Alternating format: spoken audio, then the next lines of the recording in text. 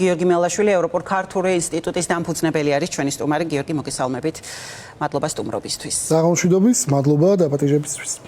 პირველ რიგში რომ დავიწყოთ, კოპენჰაგენში გამართულ არაფორმალურ მინისტერიალზე საუბრით. დღეს იქ საქართველოს არავის უხსენებია, თუმცა ძალიან მკაფიო გზავნილები იყო უკრაინისა და მოლდოვის მიმართ, რომ მათ უკვე უნდა დაიწყონ ევროკავშირში გაწევრიანების მოლაპარაკებები. კი, ეს მოსავალნელიც იყო, იმიტომ რომ თავიდანვე 6 თვის, ცოტა ნაკლები, როდესაც დანია გახდა ევროკავშირის თავმჯდომარე ქვეყანა, მან შეცვალა პოლონეთი. დანიის ერთ-ერთი მთავარი პრიორიტეტი იყო გაფართოება. გაფართოებაში იგულისხმება დასავლეთ ბალკანეთი, გაფართოებაში იგულისხმება უკრაინა და გაფართოებაში იგულისხმება მოლდოვა. საქართველოს ხელისუფლებამ, როგორც ვიცით, შეწყვიტა ევროინტეგრაციის პროცესი, ჩვენ ძალიან კარგად გვახსოვს ის განცხადება გასული წლის ნოემბერში, და აქედან გამომდინარე საქართველოს ჩახსნილი არის ევროინტეგრაციულ პროცესებს. ამიტომ ბუნებრივი არის, რომ საქართველოს საკითხი იქ არ გაჟღერდებოდა და ძალიან სამწუხარო არის ეს, რადგანაც ჩვენ ვკარგავთ დროს, ჩვენ ვკარგავთ ძალიან მნიშვნელოვან შესაძლებლობებს, რომ საქართველოს დაწინაურებული იყო ევროინტეგრაციის გზაზე და მათ შორის გაეცრო შეიძლება უკრაინასა და მოლდოვისთვის და ამის სანაცვლოდ ჩვენ ხედავთ, რომ საქართველოს არ არის დაპატიჟებული. ადრე ყოფილა შემთხვევები, როდესაც ამ არაფორმალურ ფორმატში ეპატიჟებოდნენ საქართველოს, მოლდოვასაც და უკრაინას. ამ შემთხვევაში ჩვენ არ ვართ წარმოდგენილები და საერთოდ ევროკავშირი აღარ განიხილავს საქართველოს მაინც და მაინც გაფართოების თვალსაზრისით, არამედ ევროკავშირი განიხილავს საქართველოს დემოკრატიული უკუსულის კონტექსტში და ჩვენ ძალიან კარგად დავინახავთ მათ ქმედებებს ხვალიდან დაწყებამდე. გიორგი, ასეთ შეხვედრებზე მედიასთან გაკეთებულ კომენტარებში განსაკუთრებით სამწუხარო ახლა არის ის, რომ არ მოგვისმენია საქართველოს მხარდამჭერი განცხადებები ბალტიის ქვეყნების წარმომადგენლების მხრიდანაც. ძირითადად ასეთ შეხვედრებზე მათგან ყოველთვის არის მხარდამჭერი განცხადებები საქართველოს მიმართ. ისინი ვიცით, რომ ძალიან ერთგული მხარდამჭერები არიან ჩვენი ევროპული პერსპექტივის, ხომ? ახლა მათაც არ უხსენებიათ საქართველოს. რას ნიშნავს ეს? ყველაზე ერთგულ მეგობრებსაც ვკარგავთ, რა არის მათთან ურთიერთობის პერსპექტივა? არა მარტო ბალტიის ქვეყნები, პოლონეთი, რომელიც ყოველთვის მხარს უჭერდა საქართველოს, შვედეთი, რომელმაც პოლონეთთან ერთად შექმნა ეს აღმოსავლეთ პარტნიორობის ფორმატი.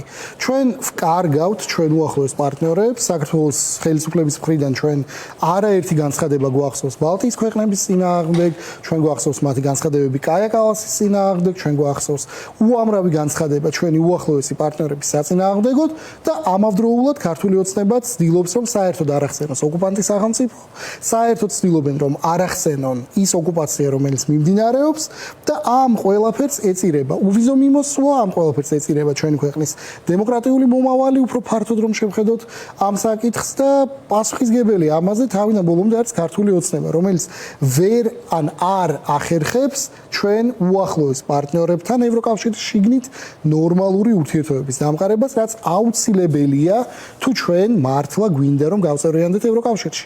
ეგეთი რაღაცა რომ თან გინდოდეს კლუბში, ორგანიზაციაში გაწევრიანება და ამავდროულად ლანძღავდე ამ ორგანიზაციას და მის წევრებს, ეგეთი რაღაცა გაუგონარია, ეგეთი რაღაცა არ მომხდარა და ერთ-ერთი ივანიშვილის რეჟიმი ახერხებს, რომ თან მოატყუონ საქართველოს მოსახლეობა. რეალურად უნდათ მათ თუ ეს კიდე თავისუფლებისთვის გაკეთებული გზავნილები. ამიტომაც ვატყუებენ, ამიტომ არის მთელი ეს საუბარი, რომ 2030-40 წელს გავწევრიანდებით ევროკავშირში, არის ერთი უზარმაზარი ტყუილი, რომელთაც ქართული ოცნება ცდილობს, რომ არ გააღიზიანოს ჯერ კიდევ საქართველოს მოსახლეობის ის კლასტერი, ის ადამიანები, რომლებიც ოცნებისადმი დადებითად არიან განწყობილები. ანუ ამიტომ ვსაუბრობთ იმაზე, რომ ეს არის პროპაგანდისტული ხრიკი, ეს არის პროპაგანდისტული ტყუილი და ის რომ არც დანიაში, არც პოლონეთში, არც ნებისმიერ ევროკავშირის ფორმატში, გინდა ფორმალურში, გინდა არაფორმალურში, საქართველოს არ ეძახიან და საქართველოს არის საერთოდ ჩახსნილი ევროინტეგრაციის თემებს და გაფართოების საკითხს. ეს რა თქმა უნდა არის ქართული ოცნების ჭყალებში დამსახურება. ეს არაფორმალური შეხვედრა იყო, მაგრამ ეს საკითხები, რაზეც იმსჯელეს, ალბათ უკვე დიდი ალბათობით ფორმალურ სახეს მიიღებს ოქტომბერში, ხო, უკვე როდესაც ფორმალური ოფიციალური შეხვედრა გაიმართება, ევროპული საბჭოს საგარეო საქმეთა საბჭოს ხდომა გაიმართება და იქ შეიკრიბებიან ევროპელი მინისტრები. საქართველოს საკითხი სავარაუდოდ აქაც დადგება, თუმცა არა ისეთ პოზიტიურ კონტექსტში, როგორც უკრაინის და მოლდოვის.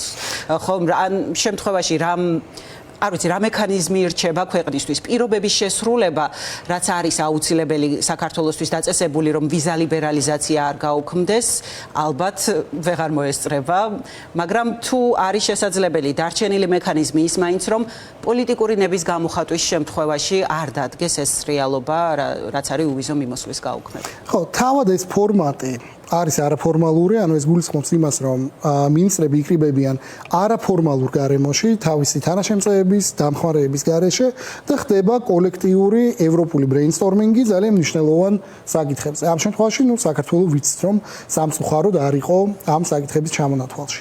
როგორც კი იქნება ფორმალური შეკრება უკვე მოხდება მას შემდეგ, რაც დაწესებული დედლაინი გავა, შესაბამისად უკვე ევროკავშირი დაიწყებს ფიქრს მართლა ვიზა ლიბერალიზაციის გაუქმებაზე, იმიტომ რომ მოცნებამ არაფერი არ შეასრულა იმ პირობებიდან, რაც იყო წამოყენებული და ეს პირობები ამ პირიქით ამ პირობებზე ააგორეს პროპაგანდისტული კამპანია და სრული სიგიჟეები გაავრცელეს. აქედან გამომდინარე, თუ ქართული ოცნება გადაწყვეტს, რომ უკან დაიხიოს და გამოიჩენს პოლიტიკურ სურვილს და პოლიტიკურ ნებას, კი ამ შემთხვევაში შეიძლება ევროკავშირმა შეაფერხოს ამ გადაწყვეტილების ამოქმედება. მაგრამ ჩვენ არაფერს არ ვხედავთ ქართული ოცნებისგან, არანაირ დათმობაზე არ მიდიან, პირიქით უფრო და უფრო ხისტად აწვევიან აი ამ რუსულ და პრორუსულ ნარატივებს, რომლებიც არიან თავისი არსით ანტიევროპული და ანტიდემოკრატიული. ამიტომ მთავარი დღეს უკვე არის არა იმდენად კონკრეტული მექანიზმების არსებობა ან არ არსებობა, არამედ პოლიტიკური ნების გამოჩენა.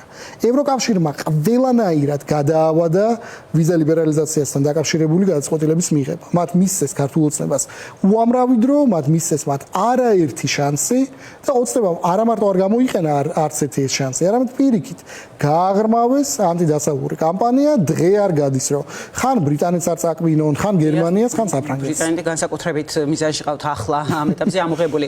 მაგრამ ამ შემთხვევაში დიდად სავარაუდოდ ეს ვიზა ლიბერალიზაცია გაუქმდება და ჩვენ გვესმის ქართული ოცნების პროპაგანდაც, რომ ისინი ცდილობენ ახლა გადააბრალონ ევროპელ ჩინოვნიკებს ეს შედეგი, მოსალოდნელი შედეგი.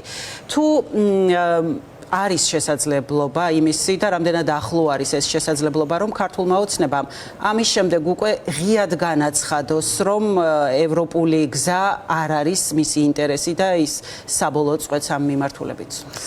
მე არ მგონია რომ ეს ღიად გააკეთონ, იმიტომ რომ ისინი ცდილობენ რომ არ გააღიზიანონ საკუთარი ამორჩეველი, რომელიც ჯერ კიდევ დარჩათ და რომელსაც ჯერ კიდევ სჯერა მთელი იმ ტყუილების, რომ რაღაცნაირად ქართული ოცნება მიდის ევროპისკენ, მაგრამ მათი ქმედებები, ყველაფერი რაც მათ გააკეთეს, სინამდვილეში ეს არის დასავლური სივრცისგან ჩახსნა. არა მარტო ევროკავშირისგან, როგორც ორგანიზაციისგან, საერთოდ დასავლეთისგან, როგორც სოციალური, კულტურული, პოლიტიკური სივრცისგან. დასავლეთმა კარები გააღო, ჩვენ მოგვეცა ყველა შესაძლებლობა რომ გავწევრიანდეთ გერმანიის ელჩი ამაზე საუბრობს მეგონი მუდმივად და ქართულმა ოცნებამ არა მარტო არ გამოიყენა ეს შესაძლებლობები რომელიც უკრაინელების ბრძოლამ გაგვიხსნა ჩვენს და მოლდოვასაც არამედ პირიქით შეუტიეს. ამაში არის მთავარი პრობლემა. თუ ქართული ოცნება რა მნიშვნელობა აქვს იტყვიან ღიად თუ არა. მათი ქმედებებით ჩვენ უკვე დავშორდით მოლდოვასა და უკრაინას ევროინტეგრაციის გზაზე, მათი მოლაპარაკების თავები არის უკვე ფაქტობრივად გახსნილი, ჩვენ ჯერ კიდევ მხოლოდ კანდიდატის სტატუსი გვაქვს, ისიც იმიტომ რომ მთელი თბილისი მთელი საქართველო გამოვიდა იმ დღეს და მოითხოვა ამ სტატუსის მიცემა. ანუ დღეს ასოცირებული ტრიო არის დაშლილი, იმიტომ რომ ქართულ ოცნებას არ უნდა ჩაატაროს ელემენტარული საბაზისო რეფორმები, რომელიც საქართველოს გადააქცევს თანამედროვე ნორმალურ ევროპულ სახელმწიფოს. დაშორდა გამოვიდა ამასაც. ასე არის ყველაფერზე პასუხისგებელი არის ქართული ოცნება. ყველა ნაბიჯი, რომელიც გადაიდგა, რუსული კანონი, გარუსებული ფარა, უამრავი სხვა ანტიდემოკრატიული კანონი, რომელიც გაგიჟებული პრინტერებით დაბეჭდა წინა ამ პარლამენტად წოდებულმა ორგანომ. ყველაფერი ეს ჩვენ გვაშორებს ევროპულ სივრცეს და ეს ყველაფერი გვაახლოებს, კი არა და პირიქით ლანგარზე აწვდიან საქართველოს პუტინს და რუსეთს. ამას აკეთებს ქართული ოცნება. კი ბატონო, მადლობა სტუმრობისთვის, მადლობა პასუხებისთვის. გიორგი მელაშვილი, ევროპულ ქართული ინსტიტუტის დამფუძნებელი იყო ჩვენი სტუმარი. და